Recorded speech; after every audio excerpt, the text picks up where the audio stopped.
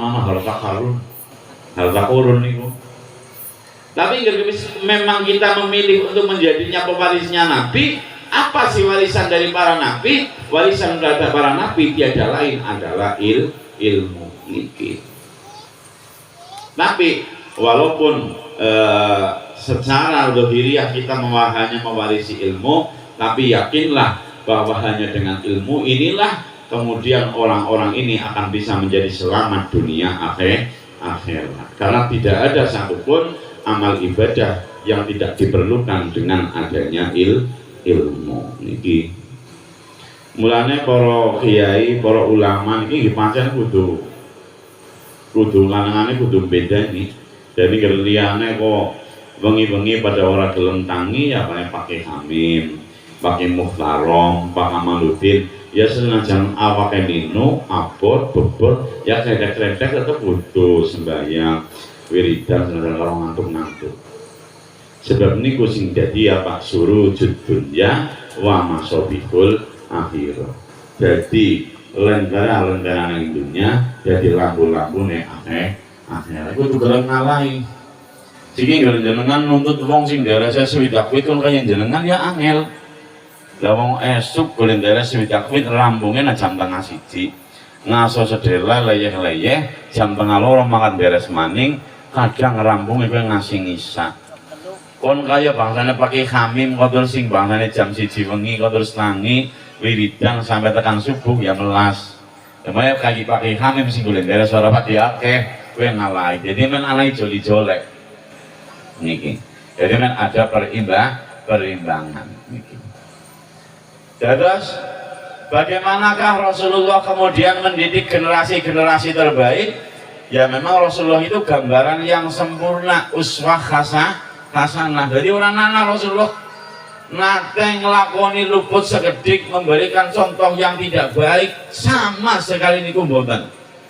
Sedaya tindakan Rasulullah niku sedaya menika pas kalian sarengat. Sebab napa akhlake Rasulullah menika Al-Qur'an. Jadi kalau kepengen ngerti isinya Quran, ya berarti itulah tindak lampaipun baginda Rasulullah Muhammad sallallahu alaihi wa ala alihi wasallam. Lah para kiai, para ulama ya pokoke berusaha mewarisi senajan bagiane kowe 0,00001% ulih golek cukup warisane Kanjeng Nabi iki.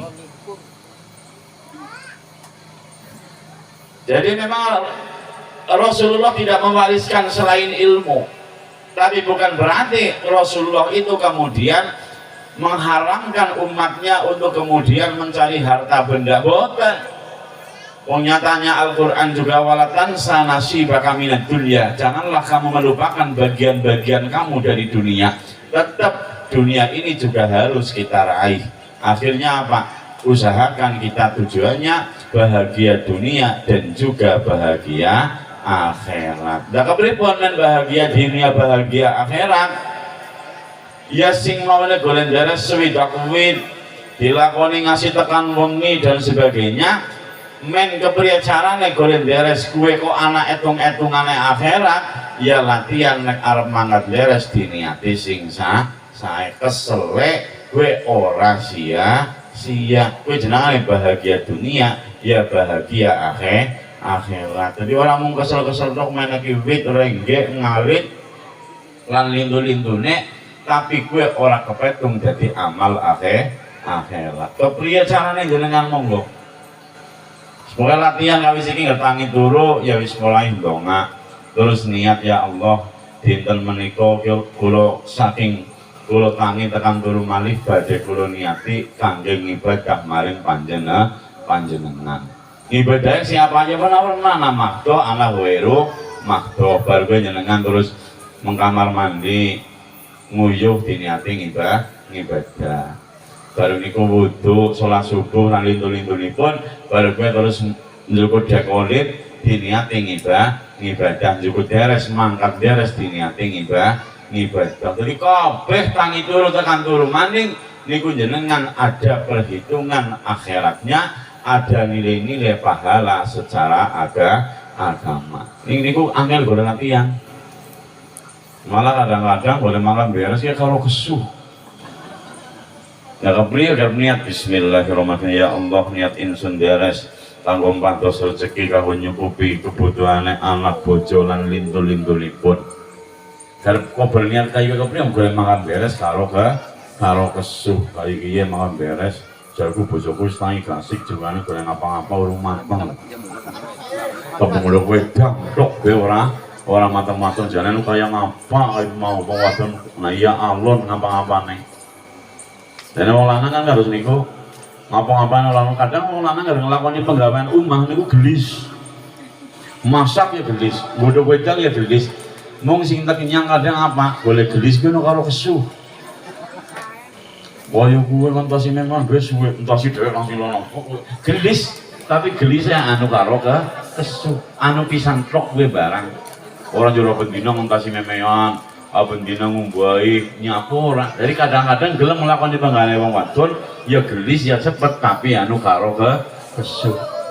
Ora serantak ndelengna sing wadon wong nyung kaya kuwi. Jadi kadang nyung ngatung jam nyung ngembang anake sing sithik kaya iki bojoku masak ya. Ujarku masak kawit jam 5 seprapat. Kewis jam 7 ora ramu-ramu dene ora mengarep-ngarep ya. Ujarku ki nyong pundake wis sengkleh golek ngemban bocah. Anu masak apa jane ya?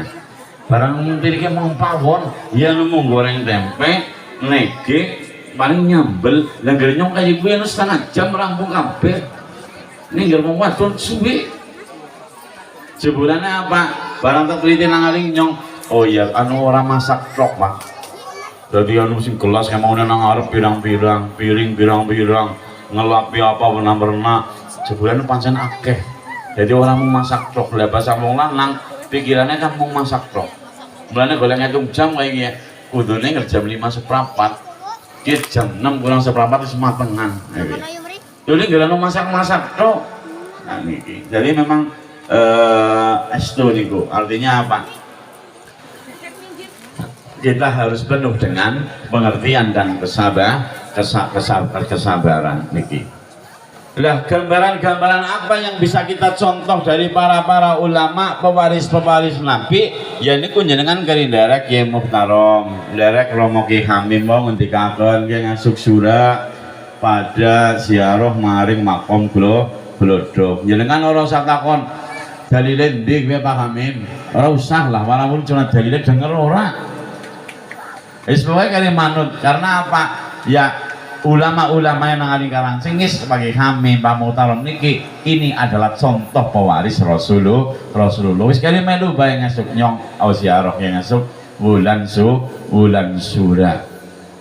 Harus niku tok mawon. Jadi wong awam niku memang kewajibannya niku mengikuti. Lah seniki niku mboten. Seniki niku pancen wis generasi akhir sih kanang-kanane. Jadi orang ngaji ya ke gelem maring ngeyel maring kiai niku gelem. Lah kiai sing diayeli ya pancen kadang ya ora bisa jawab. Lah wong ngertine kiyaine nak tiru kiyaine sih. Jal Pak, kowe jenengan mari bangsane ana fidyah.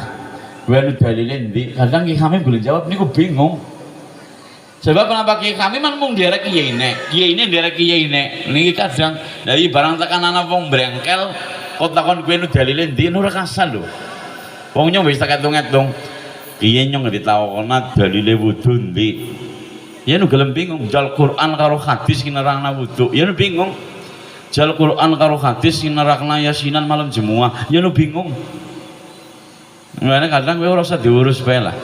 Kulo kepenakan wis pokoke nyontok kiyaine nyontok kiyaine nyontok kiyaine insyaallah niku mboten lepat. Nah, niki asal insyaallah masih model kados niku insyaallah tesih teng lebete paham ahlus sunnah wal jamaah. Mulai kulo menggalakkan kembalilah mengikuti kiai-kiai kampung. Daripada seniki pada mengikuti kiai-kiai sing jere ora kampung, sing langaring kene kan gagah-gagah untuk kiai kampung, malah pada ora bener. Jadi ada mengikuti Kyai Muhtarom, usah didelang sarungnya ngepir niku mboten usah. Kumpul gabang niku mboten usah, pokoke wis melu kiai kampung lah, melu kiai ku bae naring desa wis. Ora usah ndetok terus ndetok ngaji nang ring kene gemagus iki. Apik ya lho yakin. golek maca Quran kaya genah, golek maca hadis jelas. Tapi jenengan ora paham sesuai pemikiran jenengan mengikuti kiai-kiai medsos. Mbok dilalah keliwat kiai nang ari medsos. Wong jenengan ki ora bisa nyering, ora bisa milih di kiai sing NU di sing boten. Malah sing ujuk NU ge kadang nang ari medsos lebih gagah-gagah. Nek sing kiai NU kaya Gus Bahan iki malah goblok menceng. Lambene putih sederhana. Tapi nek sing ujuk kiai NU ki malah jubahan. Jenggote dawa-dawa, brewok kaya wong Arab.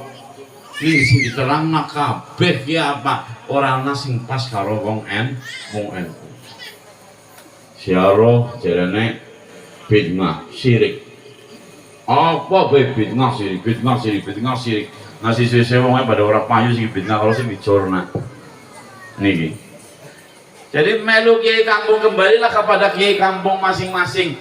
Senajan kiai kampung kadang ditakoni dalile pundi Pak hadise nggih matur nuwun. Ora bisa jawab.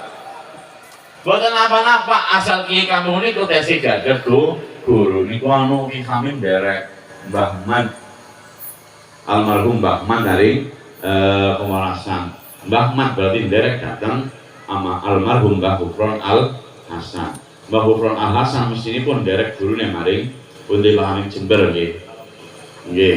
Terus mengira insya Allah setelah jadi ditakoni orang ngerti hadis insya Allah boten luput niku mawon. Jadi seolah sanggata bayang ngol Kiai Hamim ditakoni hadisnya ora teh kaya nu golek video atau mantep banget kan hadisnya video di Pak Hamim ayo ya bingung ayo ora apa-apa ora bisa jawab sing penting esih manut karo gurune manut maring gurune terus seperti itu insya Allah niku selamat. Nah jenengan kepengin ngerti hadis aja ngetes kiai jenengan mondok dewek ngaji sing temenan aja mung lakoni hadis maring hadis anu angel ngapalna hadis darani wong nyong ngakoni dewek nyong urung karuan amal ibadahku dari mulai wudu, sholat dan lain-lain gue nyong ngerti hadis urung karuan sing penting kula golek diwarai nang gurune kula kados maka niku bodoh-bodohan ini bener sing kaya gue daripada sing sikit jarang kembalilah kepada Al-Quran dan hadis karena Rasulullah hanya meninggalkan dua perkara yaitu Al-Quran dan hadis. Lah ngerepong pada sing balik maring Al-Quran karo hadis kabeh jenengan bingung ngopo. Bingungnya nang apa aja, mulai muni bingung kudu ngerti alasannya. Dari Rasulullah itu meninggalkan dua perkara, dua hal, yaitu Quran dan hadis. Kembalilah kepada Quran dan hadis. Sebab gue wis nak bener Quran karo hadis. Jenengan garep metu gue bingung napa ta? Garep jawab bingung, mbok bingungnya nang apa? Garep ora aku jawab ora bingung. Yang mbok luput meneng bae ya kayaknya waktu. Masa meneng bae ya. Dan segi pokok, mari kita kembali kepada Quran dan hadis. Ya apa-apanya luput maning. Kenapa luput? Sebab Quran ini banyak makna-makna yang perlu ditelaah oleh ahli-ahli Quran, ahli-ahli hukum. Jadi jenengan maca alif lam mim aku pun bingung. Karena mengerti maknanya, kandungannya, kemudian efek hukumnya seperti apa, jenengan boten ngertos. Makanya didesain kembalilah kepada Quran dan hadis, wongnya jadi goblok kabeh. Mulanya jargon kembalilah kepada Quran dan hadis, gue untuk membodohi kita umat Islam. Oh jadi ini apa? Kayak ingin nangari medsos pas Idul Adha. Kalau macam nangari selesaian grup-grup, ujarku grupnya ya wongnya pada S1, S2. Nangari kono kaya siang sing takon Indonesia ini bagaimana ya? Padahal hari Sabtu besok itu kan di Mekah itu kan sudah Idul Adha. Kenapa di Indonesia itu Idul Adhanya hari Ahad? Ini berarti ketika kita besok puasa Arafah, ini kita haram. Karena apa? Sebenarnya kita berpuasa pada hari Nahar, pada Idul Adha. Siapa sing sesen kayak gue? Terus nyombongnya sing ngeser kayak gue, S1 sarjana. Jadi orang tuh ngaji kitab sih nang pondok, jadi ngertinya mau ngegeplok. Nang Arab ya wis Idul Adha dina Sabtu lan nang kene wis puasa Arafah. Padahal Arab karo Indonesia selisihnya hanya 4 jam. Ke Indonesia salah lah. Ke Indonesia mawir rupiah dari manut menganak bae nang ngapa. Ki enggak ngomong kembali kepada Quran dan hadis, kok kayak gue menurutnya apa? Karena apa? Tidak kemudian mengambil ilmu-ilmu hukum yang sudah jadi, yang itu dibuat oleh para ahli hukum. Jadi dewek kok memahami hukum dari Quran langsung boten sanggup. Niku penggaweane Imam Maliki, penggaweane Imam Hanafi, penggaweane Imam Hanafi, penggaweane Imam Syafi'i. Niku sing jokot ayat Quran, hadis kemudian diproduk menjadi hukum, mereka lah imam-imam mujtahid, 4 mazhab tadi lah. Tapi kelasnya kula panjenengan kok disandingi kitab Imam Syafi'i langsung, disandingi kitab Imam Maliki langsung, anu urung bisa mangan bak cara kene. Anu bingung-bingung tok. Jenengan kok disandingi kitab Al-Um, kitab Al-Muwatta Imam Malik, bingung akhirnya apa? Ulama melas maning. Oke, kitab Al-Um di sarai maning, disarahi maning menjadi kitab-kitab oleh para ulama sampai tekan jenengan belajar bahasanya Mabadi, terus mandan dhuwure maning sese Safina, terus maning Sulamun Najat, sese mandan Takrib, sese mandan Fathul Mungin, sese mandan Fathul Wahab, sese mandan Bughya, Bulughul Maram, sese mandan Dhuwur. Sebab langsung belajar dari kitab-kitabnya Imam Mujtahid, kelasnya kula panjenengan iki bingung maning. Cara wong mangane iki dhewek tanpa dadi. Jadi apa kuwi jenengane apa kuwi, Pak? Kuwi ya indil-indil bakso. Enak ora enak? Belum. Oh ya enak lho. Ning dhewek ki ora bisa gawe. Bahane apa bae dhewek ora bisa bae pada baik hukum yang sudah sampai kepada kita di kitab-kitab kuning ini. Gue bisa melalui proses yang luar biasa panjang sampai dengan jadi hukum-hukum fikih dalam kitab kuning. Kien gue nulungi kelas kula panjenengan wong awam sing ora usah perlu ngerti ayat Quran apa, hadisnya tadi bunyinya apa, orang ngerti anak nasakh mansukh dan lain-lain, pokoknya ngerti piye ya kayak piye hukumnya.